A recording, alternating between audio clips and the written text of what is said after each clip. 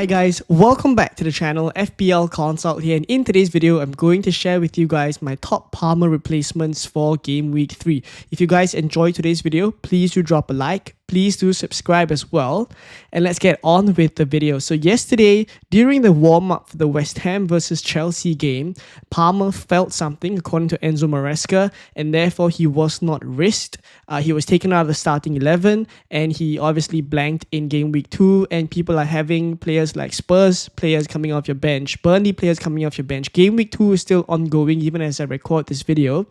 But it is very frustrating that Game Week 1, Palmer blanked. Game Week 2, he gets injured in the warm-up and obviously blanks as well. So he's been a frustrating asset to hold on to. And at 10.5 million, with so much money locked up in him, I do understand why a lot of people would be losing patience and wanting to transfer him out. So in today's video, I'm going to discuss a couple of my top few replacements. And just to contextualize as well, for my own team in particular, you'll realize that the bench cover is not great because it's Joachim Anderson playing Chelsea, and then there's Mark Guiu from Sunderland, but I don't even think he starts. So bench cover is not great, and if Cole Palmer is not going to start in Game Week 3, I mean, obviously we'll wait for the press conferences before the Game Week 3 deadline, but I do imagine that Cole Palmer will be mass sold this week leading up to the deadline already. So if you don't want to lose 0.1 on Cole Palmer, you probably have to remove him from your draft ASAP.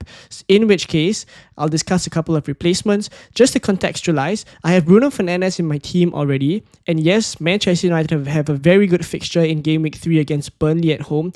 Bruno Fernandes is likely going to be my captain, but I won't go so far as to bring in someone like Cunha or even Mbeumo to double up on the Manchester United attack, because after that the fixtures are also quite bad for United. So overall, I won't be going for Cunha or Mbeumo.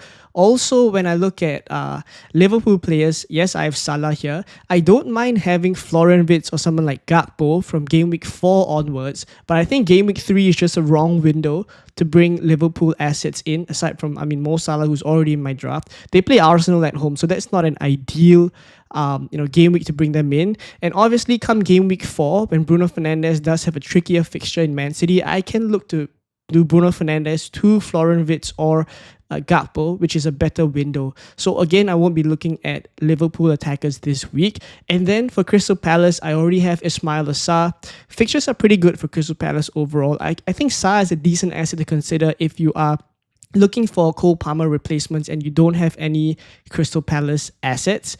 If not, I'm going to discuss some Cole Palmer replacements that I'm considering for my own team. So my top replacement for Cole Palmer this week is actually Anthony Gordon, and he is yet to play because he will only play on Monday night against Liverpool. So don't pull the trigger and move for him just yet. But what I will say is that if he comes out of that Liverpool match unscathed, I think it's very likely that I'll move for him, and I'll elaborate why as we dive into the data. Before we do that, I wanted to shout out the website that we're using for today's analysis, and that's xgstat.com. I really like the UI that they use to present all the good data that we want as FPL managers. There's lots of visualizations, graphs, player comparison charts, fixture difficulty ratings. Everything you need for FPL is here. So if you guys want to check it out yourselves, head on over to xgstat.com. And if you want to access the premium features, you can just code FPL Consult for the first month free. So going back to Anthony Gordon now. In fact, before I jump into the data, I want to speak about the positions that he's taking up in the games. So we can only reference the Game Week 1 games because Newcastle have only played one so far. So it's 0-0 Aston Villa versus Newcastle in Game Week 1. And looking at the way that Newcastle's set up here, you'll see that they started with Harvey Barnes and then Anthony Gordon in the centre forward position and Anthony Elanga on the right. So overall, what I see first glance is already a midfielder playing out of position, playing as a forward, which bodes great for FPL returns because we like a player playing out of position here. But it's mainly due to the fact that Alexander Isak is still having that saga ongoing with Newcastle. We don't know what is going to happen, and the transfer window is still open. So lots of things going on with Alexander Isak, but at least for the purpose of Anthony Gordon, it looks likely that against Leeds in Game Week 3, he'll still be starting as a centre forward. And what this also means for him is he's going to be in those ideal positions to finish off the goals. Even in game week 1 against Aston Villa, you see that he took here 7 shots, which is the most among all the other attackers. Harvey Barnes only managed to pull off 3 shots here, and Anthony Elanga correspondingly only 2 shots. So overall, I do like the fact that Anthony Gordon is firstly playing out of position and taking lots of shots. As a player profile himself, he likes to score goals. He likes to be the one in and amongst those returns. So great for FPL. And in terms of minutes as well, you see that Harvey Barnes got substituted out. Anthony Elanga also got substituted, but Anthony Gordon is a player that will be someone that has 90 minutes throughout. Even when the substitutions came in, Anthony Gordon, Osula, and Jacob Murphy are the ones that ended the match here in this kind of a formation. And Anthony Gordon simply just moved to the left after Osula came in to give him the forward spot. So overall, very good for minutes, Anthony Gordon. And what I'd say is that at 7.5, I think he's great value given the fixtures that they have. So going back to his data here, you'll see that he actually put up 0.46 XG in that match alone. So that's really, really good. If he continues to put these numbers up against Leeds, for example, he should by right be scoring a goal, because this is half a goal per 90 already, right? So overall, I think great numbers for Anthony Gordon.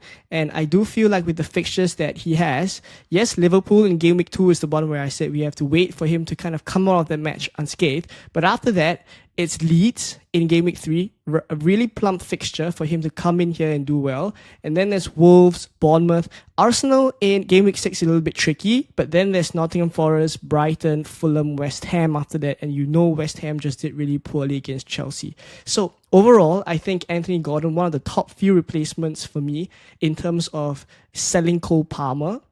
If not, I also like to look at some other cheap options here. So what I have here is Morgan Rogers from Aston Villa.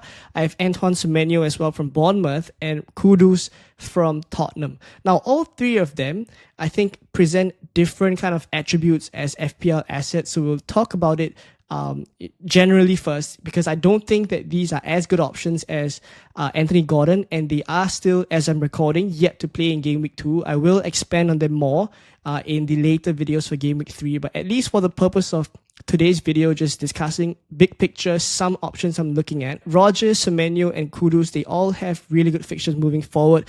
So in terms of player profile then, I think at least based off of the game week 1 game, Kudus was more of an assist threat. You see here, his expected assist was 1.14. He put in loads of crosses, and he managed to get 2 assists out of all this XA that he was accumulating. So I think it's great, but I do want to see him kind of come into the game a little bit more and pull off more shots, because that would raise his ceiling a little bit more. If not, I think Kudus is someone I'm having my eye on. Semenyo as well is a different type of player to Kudus, where he is someone who loves to take shots. And even last season already, we saw him as a player that took loads of shots, maybe not super high quality shots because he doesn't mind shooting from way outside the box, but he does have a knack of putting the ball at the back of the net and go on some purple patches. So XG wise, against Liverpool, mind you, 0.51 XG, right? And this is per 90, but because only one game has been played. So yeah, I mean, against Liverpool, you're putting up 0.51 XG is really good, and 2 goals came from it. So really good in terms of his performance against Liverpool, but we'll see how he does against Wolves. They will be playing after I'm recording, so we'll see what happens, and hopefully he comes out unscathed. If not, I think Semenyo also a player at 7.1 now that I am looking at. And lastly is Morgan Rogers here.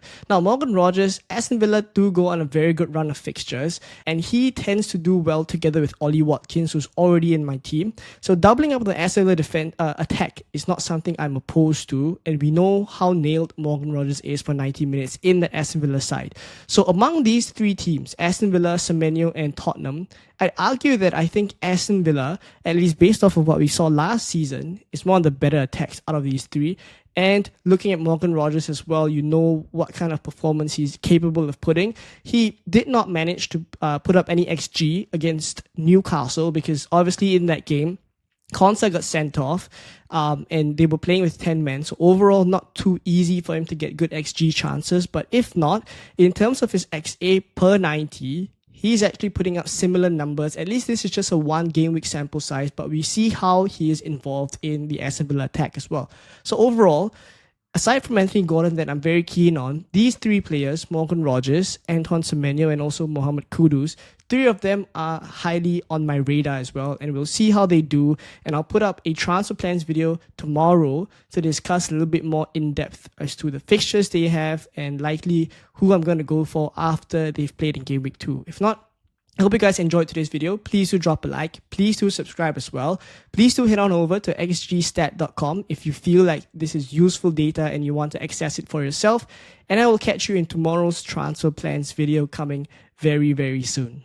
Bye-bye.